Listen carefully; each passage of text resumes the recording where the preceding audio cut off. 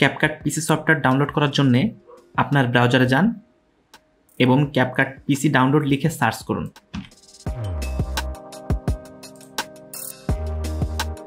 তারপর আমরা প্রথমটাই ক্লিক করব। এই যে দেখা যাচ্ছে ডাউনলোড ফর ফ্রি, এখানে ক্লিক করব।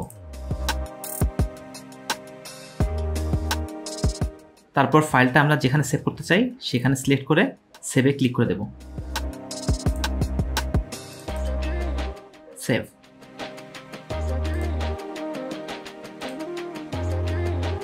এখন আমরা এই ফাইলের এখানে চলে যাব। তারপর এটার পরে ডবল ক্লিক করব। ক্যাপকাট ডেস্কটপ ইনস্টলার এটা ইনস্টল হতে কিছুটা সময় নেবে, আপনার ইন্টারনেটের স্পিড অনুযায়ী কম বেশি সময় নিতে পারে। এটা যখন 100% হয়ে যাবে তখন ইনস্টল কমপ্লিট হবে, তার জন্য আমাদের কিছু সময় ওয়েট করতে হবে। তার ভিতরে একটা কথা বলে রাখি, ক্যাপকাট এই সফটওয়্যারটা কম্পিউটারে ভালো মতন চালানোর জন্য মিনিমাম 4 GB র্যাম প্রয়োজন, 8 GB হলে আরও ভালো হয়।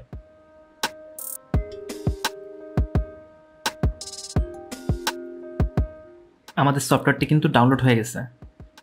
এখন টেস্টিং এনভায়রনমেন্ট চেকিং করছে, অর্থাৎ এই পিসিতে এই সফটওয়্যারটা রান করতে কোনো অসুবিধা হবে কিনা। Your computer can run CapCut smoothly. আমরা কনফার্ম এখানে ক্লিক করব। আমরা এখন ক্রিয়েট প্রজেক্ট এখানে ক্লিক করব, তাহলে এইরকম একটা ইন্টারফেসে চলে আসবে। এখন আমরা যদি কোনো ভিডিও এখানে আনতে চাই, ইম্পোর্ট করতে চাই, তাহলে এইখানে ডবল ক্লিক করতে হবে।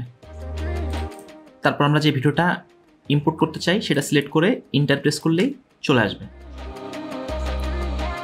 তারপর ভিডিওটা আমাদের এই টাইম লাইনে নিয়ে চলে আসতে হবে, তার জন্য আমাদের এটাকে এভাবে প্রেস করে ধরে এভাবে টেনে আনতে হবে টাইম লাইনে। এখন আমাদের যে ভিডিওটা আছে এটা সেটিং কিন্তু আমরা এখন ইচ্ছা হলে চেঞ্জ করতে পারবো, তার জন্য আমাদের এই যে এই পাশে মডিফাই লেখায় এখানে ক্লিক করতে হবে। তাহলে আমরা অ্যাসপেক্ট রেশিও এখান থেকে চেঞ্জ করতে পারবো। এখানে যদি আমরা ক্লিক করি তাহলে দেখা যাবে এখানে অনেক রকমের অপশন আছে। এখন আমরা যদি এটার পরে ক্লিক করি, তারপরে সেভে ক্লিক দিই, তাহলে কিন্তু এটার ফাইল সাইজ এরকম চলে আসবে, অনেকটা রিলস অথবা শর্ট স্টাইলে।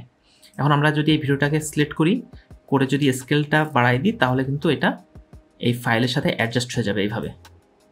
ওকে, আবার আমরা এটাকে কমাই আনি।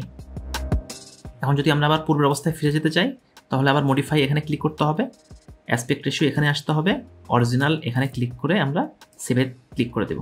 এভাবে কিন্তু আপনারা ফাইলের সাইজটা আপনার যেটা প্রয়োজন সেরকম করতে পারবেন। এখন আমরা যদি এই ফাইলটা সেভ করতে চাই, তাহলে এক্সপোর্ট এখানে ক্লিক করতে হবে।